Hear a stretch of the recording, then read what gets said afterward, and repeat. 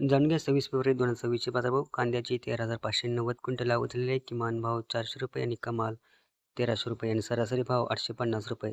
बटाट्याची 7,225 क्विंटल आवक झालेली आहे. किमान भाव ₹700 आणि कमाल भाव ₹1,300 आणि सरासरी भाव ₹1,000.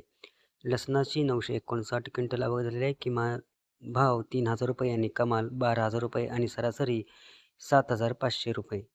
आल्याची 380 क्विंटल आवक झालेली आहे. किमान भाव 2,500, कमाल 4,600 आणि सरासरी ₹3,550 इतका भाव मिळालेला आहे.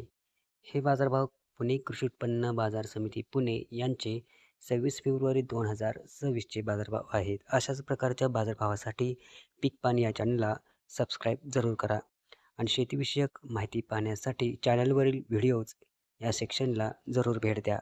असाच एका नवीन बाजारभावासह पुन्हा भेटूया पुढच्या व्हिडिओमध्ये. तोपर्यंत धन्यवाद.